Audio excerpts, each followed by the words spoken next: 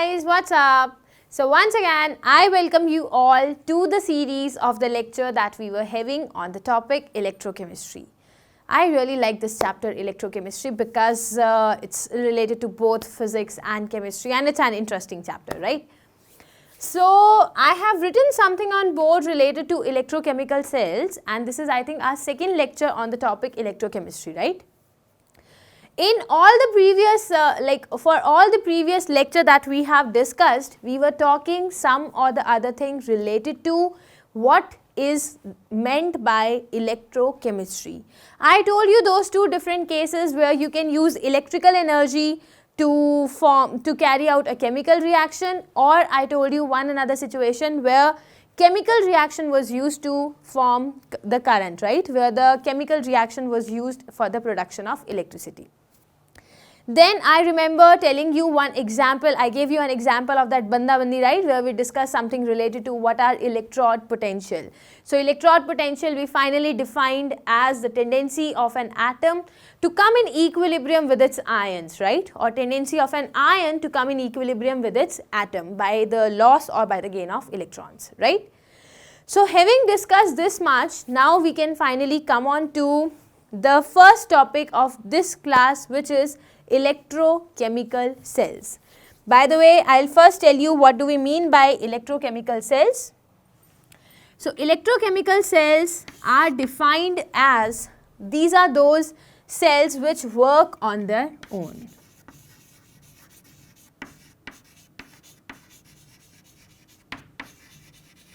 So these are those cells which will be working on their own, and if I am saying they will be working on their own, that means I am talking about the spontaneous process.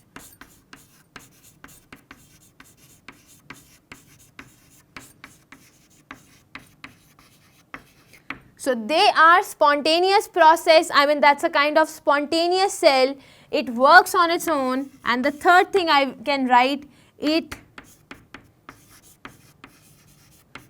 doesn't need any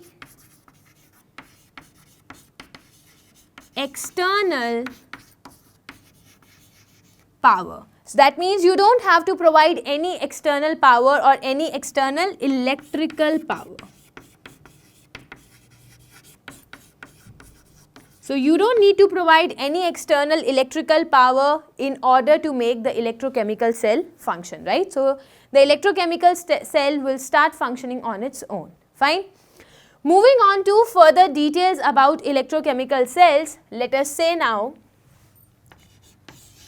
the final definition which I will be writing, it is a spontaneous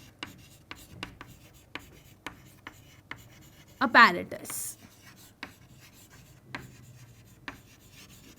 So it is actually a spontaneous apparatus which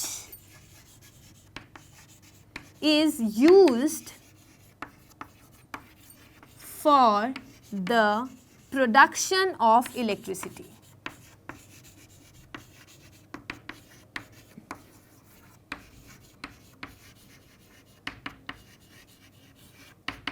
So if I am talking about electrochemical cells, I am saying that is a spontaneous apparatus. Now don't get confused, this is not a spontaneous.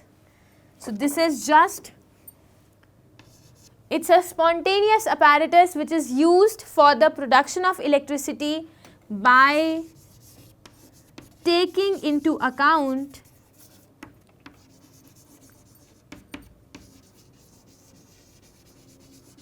some spontaneous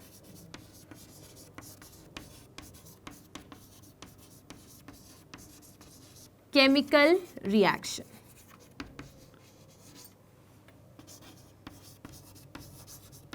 Okay, so a spontaneous chemical reaction will be taking place. If it's a spontaneous chemical reaction, I simply want to say that the chemical reaction will be occurring by itself, right. So it's a spontaneous chemical reaction which is taking place, and with the spontaneous chemical reaction, we will do something in the apparatus so that we can produce electricity, or so that electricity can be generated, okay. Now, which is that spontaneous chemical reaction which can be used for the production of electricity? Let us go into the details of that particular topic. Okay, you have heard there is a reaction which occurs. You have to take a container in which you will be taking the blue colored copper sulfate solution, okay, and I am asking you to add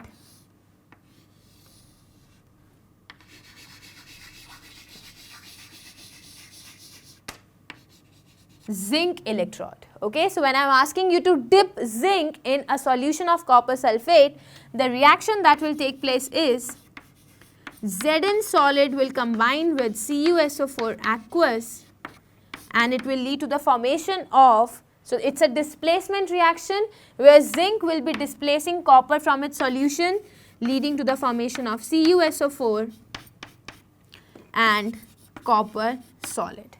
Okay, now see, this CuSO4 was blue in color, whereas the ZnSO4 so obtained is actually colorless.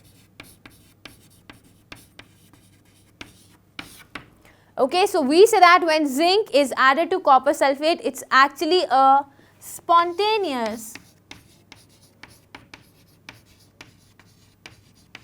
chemical reaction. So it's actually a spontaneous chemical reaction where zinc is added to a solution of copper sulfate. The blue color of the solution will automatically fade by itself, leading to the formation of colorless solution of zinc sulfate, and some copper will be deposited here, right? So that's a spontaneous chemical reaction. Now you will be saying, ma'am, okay, it's a spontaneous chemical reaction, we totally agree with you, but where do you see the formation of current? I mean, I cannot see the formation of current, it's just copper sulfate you have taken. You kept zinc in it, or you immersed some zinc pellets or zinc electrode in it, and then it became copper sulfate, it became zinc sulfate and copper. But how come you can say that, ma'am, electricity is generated? I mean, is this electricity a different electricity which we can't see or what? So where is electricity that is generated, right? Yes guys, I totally agree. If you are carrying out this particular reaction where you are putting some amount of zinc solid to a solution of copper sulfate so that it can form zinc sulfate and copper, I totally agree that the reaction is spontaneous. I totally agree on this particular fact also that there won't be any formation of current, there won't be any generation of electricity or current if this spontaneous chemical reaction is carried out by this particular way that I have shown. Okay, why is this so? Let us understand that particular fact also. See, let us try to understand what is happening in the container. I have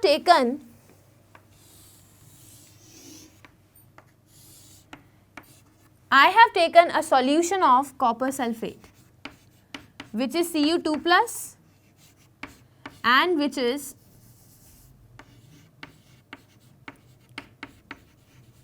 SO4 2 minus also, right? Now what I am doing, I am putting an electrode of zinc. Okay, let us try to write down the half reactions which are taking place.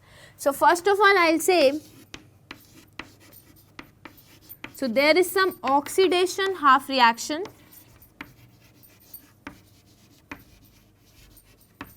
that is taking place. What is there in this oxidation half reaction? Zinc atom, which was in the solid state, is trying to lose 2 electrons and form Zn2 plus aqueous. Okay. Now since I am saying the electron cannot be there in the solution, but the electron see that Cu2 plus aqueous is still there in the solution. Now the 2 electrons which are lost by zinc will be accepted by copper 2 plus and it will lead to the formation of copper solid, right? And now if I am asking you to club the two things together, you can say that, ma'am, zinc solid plus Cu2 plus aqueous. Two electrons are getting cancelled to form copper solid plus Zn2 plus aqueous, right? Now let us say what we are doing. We are gonna add SO4 2 minus to both the sides. So when you are adding SO4 2 minus, so it becomes Zn plus CuSO4 aqueous to form Cu plus ZnSO4 aqueous. Okay, that means the reaction is same. Zinc being added to copper sulfate solution to form ZnSO4 plus Cu. So it's a spontaneous chemical reaction. It is happening by itself, but there is no conduction of electricity, right? Why so? Because as soon as zinc is forming Zn2 plus, which is going into the solution, at the same time it forms these two electrons also. Now the two electrons, they do not. What is, by the way, if I say, what is current? So what is current if I define? I'll say current is nothing but the flow of electrons. I am not going into too much details of physics, like I am not defining what is current in appropriate sense. I can just say that the flow of electrons through a wire. And to be more precise, instead of saying electrons, I can say the flow of ions. Or rather than saying ions, I can say the flow of charges. Let us leave everything. Let us just talk in the layman's language. I am saying the flow of electrons through a wire is what is current, right? But here in this particular case, you can see that zinc is losing 2 electrons and becoming Zn2 plus. These 2 electrons are actually going into the solution. So there is not a wire through which the electrons are flowing. So these two copper 2 plus are simply accepting the 2 electrons to form copper. So no flow of current, so no flow of electrons is there, and when there is no flow of electrons through a wire, that means there is no current, right?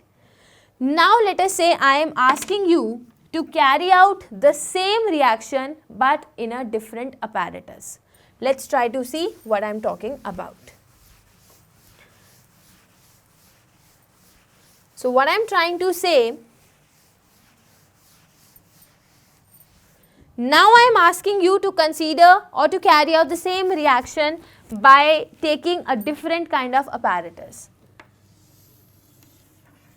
This time I am asking you, so let me draw it, okay, here itself.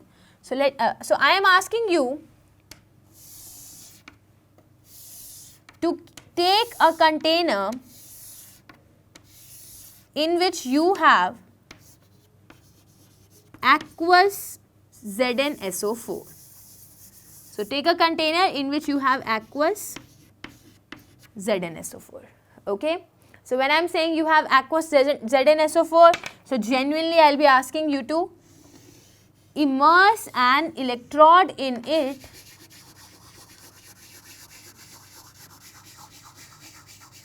and this electron that you are immersing in it should be made up of zinc. So I am asking you to put a zinc electrode in an aqueous solution of ZnSO4. Okay. What do you think are the reactions taking place on this in this particular container? You will say the reactions taking place will be zinc solid. Let us say one atom of solid zinc will lose 2 electrons to form Zn2 plus, which goes into the aqueous state, plus 2 electrons, right? Okay. Now let me say the electrons are actually getting accumulated onto the surface of zinc. This is what I explained in last class also, right? That continuously these zinc atoms will try to break down to form Zn2 plus and 2 electrons. So these Zn2 plus are actually going inside the solution right? And the 2 electrons will actually get accumulated onto the surface of the electrode, right? Now what I am asking you to do is take another container, and in this another container I am asking you to take the solution of CuSO4 aqueous, okay?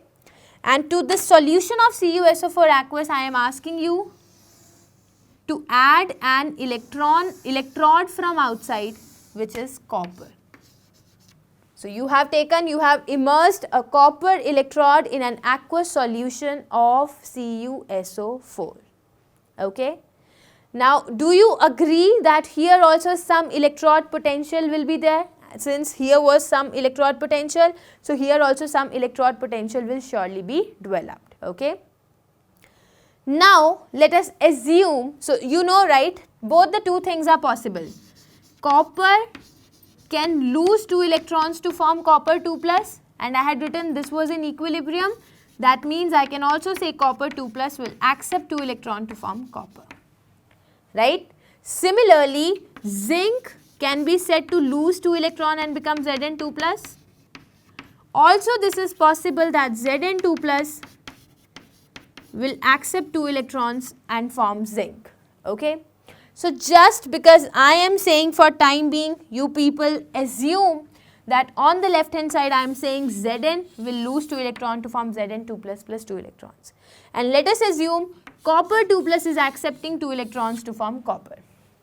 It's just for some time, like I'll tell you the reasons later on, but right now because I am saying, so please just assume that on the left hand side zinc will lose 2 electrons to form Zn2 plus, whereas on the right hand side Cu2 plus will accept 2 electrons and form copper, okay? Let's see. So here I am saying on the right hand side,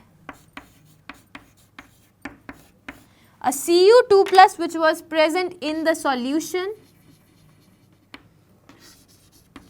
I don't know from where it accepts 2 electron and it get deposited onto the surface of copper, okay? And now let me say I am joining the 2 electrodes with the help of a wire, okay, and a bulb is there. Now so what I am trying to say, when I am saying one Zn will lose 2 electrons to form Zn2 plus, the Zn2 plus goes into the solution and the 2 electrons were getting settled onto the surface of electrode, right? Fine. Now I am asking you to attach the 2 electrodes with the help of a wire. So when you are going to attach the 2 electrodes with the help of a wire, don't you think you are actually providing a path to the electrons to flow? So you are saying that now I have given a path to the electrons so that they can flow. So the electrons will start flowing through the wire. The bulb will lit for a time, for a very small interval of time, and see the 2 electrons will continuously pass. When the 2 electrons come onto the surface of copper, now the 2 electrons are here, so they are on the surface of copper, they'll come down to the point where 2 electrons are trying to find a communication with Cu2 plus. So now the Cu2 plus will accept these 2 electrons and become copper, and it is getting deposited here, okay? So now if I repeat everything, I think it will make sense. What I did, I just took 2 different containers. On the left hand side I added ZnSO4, on the right hand side I added CuSO4. In the solution of ZnSO4 I am dipping a zinc electrode from outside. In the solution of CuSO4 I am dipping a copper electrode from outside, okay? Now I am saying when zinc will be dipped in Zn2 plus, let us assume one of the zinc atom will lose 2 electron and become Zn2 plus, okay? And I am connecting the 2 with the help of a wire also. So as soon as a zinc atom from the electrode loses 2 electron to form Zn2 plus, so the Zn2 plus actually goes into the solution. And the 2 electrons, since I told you last class also, electrons do not want to stay into the aqueous solution, they do not flow into the aqueous solution, so the 2 electrons will be accumulated on the surface of electrode. Okay. Now the left hand side electrode is actually connected to the right hand side copper electrode with the help of a wire. So the electrons will find a path through which they can commute from zinc to the copper. So since electrons will find a path, so the bulb will glow. Okay, and then electrons are continuously moving. As soon as these 2 electrons come in contact with copper wire, they flow down through the copper electrode, and when the 2 electron comes in contact with aqueous Cu2 plus, the aqueous Cu2 plus undergoes reduction by accepting 2 electron and becomes copper solid. So the copper solid will be accumulated onto the surface of copper electrode. Okay. Now the question is, ma'am, will the bulb keep on glowing or will it not glow? Will it glow for a minute, for a second, for a microsecond, or will it not glow at all? Or till what particular time the current will keep on flowing? So all these details we will study, but now I'll make you write the stuff because I have just explained you, so now I'll be asking you to write it. But before that, draw the diagram on board so that we can continue the writing part. Okay, so I think everyone would have written down all the stuff. Now just for your clearance, so that you people do not forget all these things, let me try to write down all what I have explained you. You also try to make proper notes so that we can finally move on to the next topic. And the next question that I asked was, will the bulb glow forever, or will it glow for only some time, or it will not glow at all? Like, what's the case, right? So that all we'll discuss later on, but first let us try to write down what all we have learned. So I explained you we need to take 2 different containers .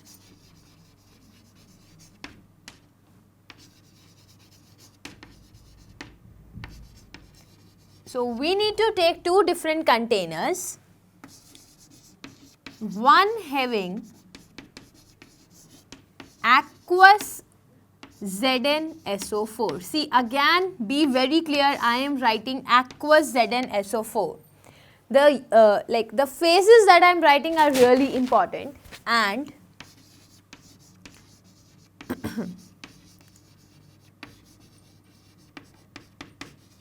the other having aqueous CuSO4. Okay. Then zinc solid electrode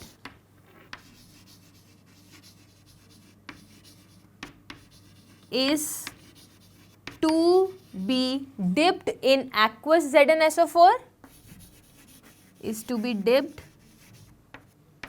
in aqueous ZnSO4, and copper solid electrode is to be dipped in, so again ZnSO4 was aqueous, and copper solid electrode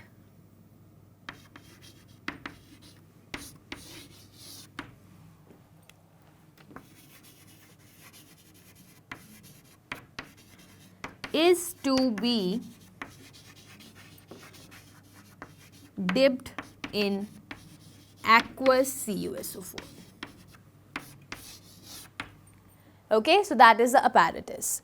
Now further I'll say both the 2 electrodes are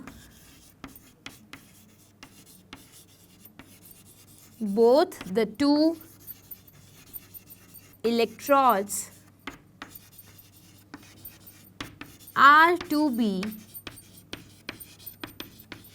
connected with a wire. So till here I have just described what is the apparatus which is used for the electrochemical cell. Okay. Now see, the most important part of this apparatus was that you actually provided this wire. If you would not have provided the wire, the electrons would not have got any path so that they can flow through. Okay. Second important characteristic about this process of electrochemical cell is that you have separated the two solutions. If you would not have separated these two solutions, then there would not have been conduction of any current or conduction of any electricity. Okay. So this was about the apparatus. Now let us see, let us try to move on to how theoretically the electricity will be conducted. So see carefully.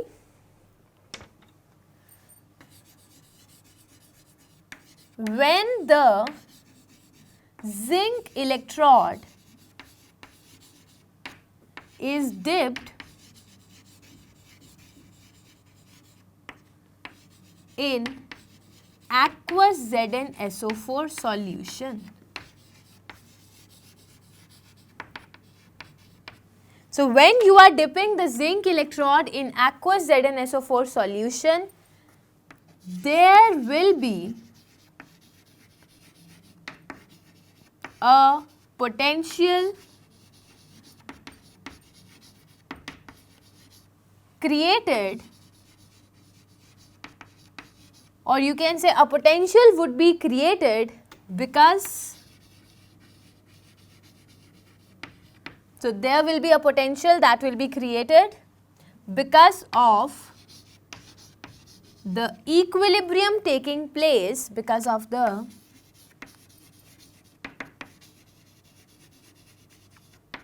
equilibrium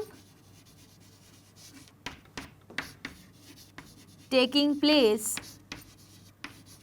between the zinc solid and Zn2 plus aqueous. Okay. So that will be electrode potential left hand side.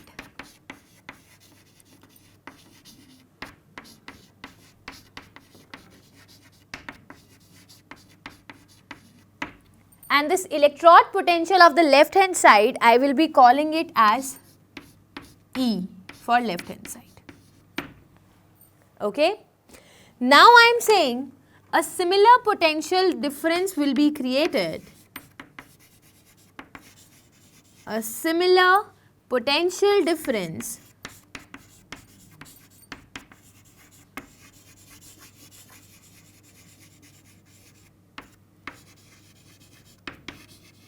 will be created.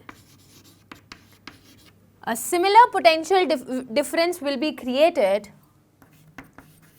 in the right hand side container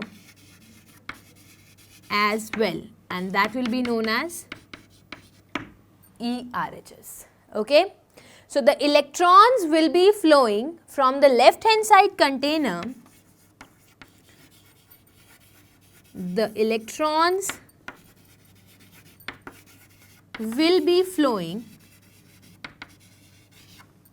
from left hand side container to right hand side container, and hence the bulb will glow, and hence the bulb will glow momentarily.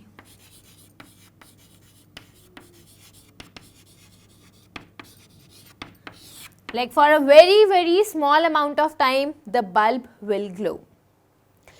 So having written all these things, now I finally come on to my question. What do you think? Will the bulb keep on glowing, or will it never glow, or what? So as per you have seen on the board, I have written the bulb will glow momentarily. That means only for a very small moment of time the bulb will glow. Now why did I say that the bulb will glow only for a small interval of time, like not for 5 minutes, not for 10 minutes, it will glow just for a few microseconds? Why? This is because, listen carefully, when I am saying that zinc is continuously becoming Zn2 positive and going into the solution is getting more and more and more of positive charge. So it appears as if the overall solution is becoming positively charged. Okay? And the overall electrode is also getting lots of negative charge being accumulated on its surface. So it appears as if the overall electrode becomes negatively charged, right? Similarly, when I am talking about the copper-copper sulfate couple, I am saying since so many copper 2 positive are actually coming from the solution and they will be getting deposited onto the surface of electrode. So don't you think when Cu2 plus are getting used up, there will be excess of SO4 2 minus in the solution? And if I am saying there will be excess of SO4 2 minus in the solution, so don't you think I'll say the solution will be negatively charged, right? When the solution is having lots of positive, lots of negative, I mean it is very unstable, right? Moreover, you can understand the fact that ma'am, while you were talking about the wire, while you were talking about the electrons were flowing through wire, they flew through the bulb, they were flowing through the electrode. Okay, but then what? Don't you think that the circuit is incomplete? And we know, right, the current doesn't flow if the circuit is not complete. For the flow of current or for the flow of electrons, we need to make sure that at least the path which the electrons are flowing through should be complete. But in this particular diagram, you can see there is no circuit, which is the circuit is not completed. Also, the second problem, the solutions are not maintained, the solutions are no longer maintaining the neutrality, right? So there are two problems in the left hand side circuit. What are the problems? So we have the very first problem which says that the circuit is not complete. The whole circuit is not complete. The path which has to be provided to the electrons so that they can flow through it is not complete.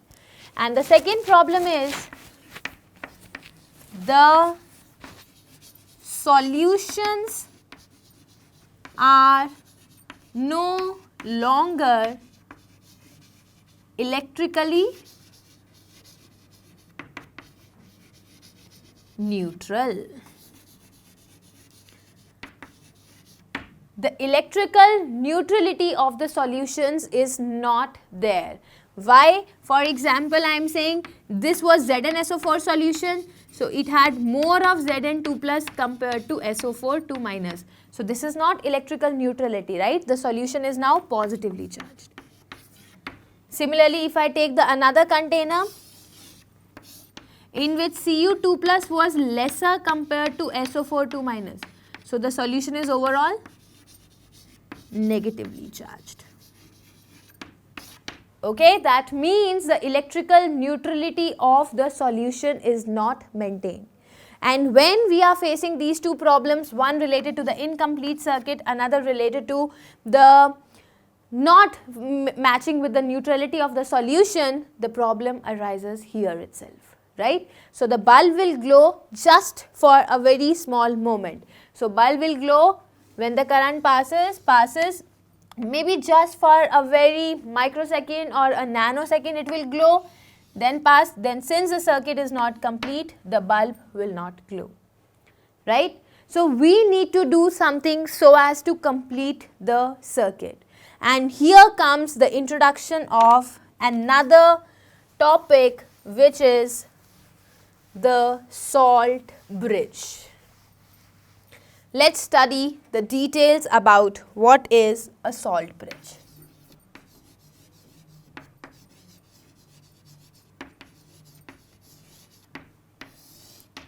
Okay. Let me first tell you what is a salt bridge. For the details, we have to study it maybe in the next class also, but just for an idea, you need to take a hollow tube, okay, a hollow glass tube you have to take. Start heating it from the left hand side, this much corner, and start bending it. Similarly, start heating the hollow tube from the right hand side and start bending it. Okay, I remember when I was there in IIT Roorkee, we used to have this experiment and I could never prepare a better YouTube. Okay, so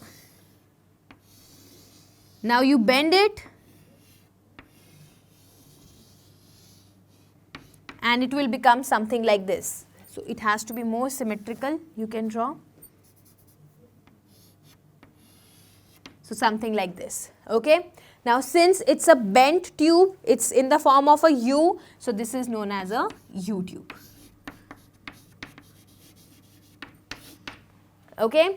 Now what you have to do, take a container in which you are putting a jelly-like substance which is agar-agar. So agar-agar is actually a white powder, a very soft white powder. Put it in water, make a paste, so it becomes a jelly-like thing. So a jelly kind of substance is there which is known as agar-agar. Now what you have to do, in this agar-agar solution I am asking you to add a saturated solution of KCl or KNO3. So you can choose either KCl or you can choose KNO3, and I am asking you to add a saturated solution of KCl or KNO3 in agar-agar.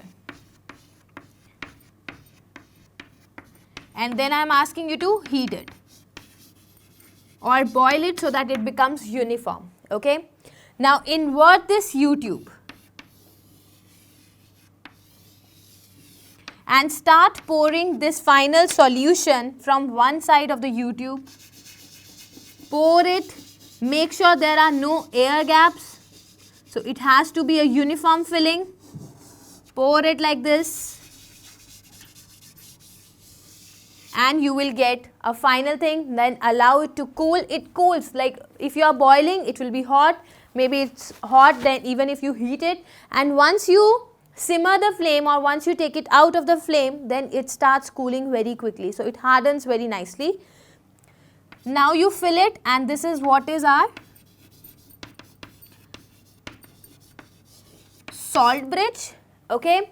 Now take this salt bridge and invert it again, because now it is cool, right? It's cold and it will not flow out since I said it is jelly-like. So jelly-like will again make sure that the liquid doesn't come out. Okay. So this is our final salt bridge. Now what you have to do, you have to take this salt bridge and connect it to both the cells. Now see, make sure while connecting the two things with the help of a salt bridge, you just have to immerse it at the surface. So you do not have to dip it into the solution, it just has to be immersed, like not immersed, it just has to come into contact with the final solution. So let me just draw so that you can remember. Just make sure that it is coming in contact with the solution. I am not asking you to dip it. That's it.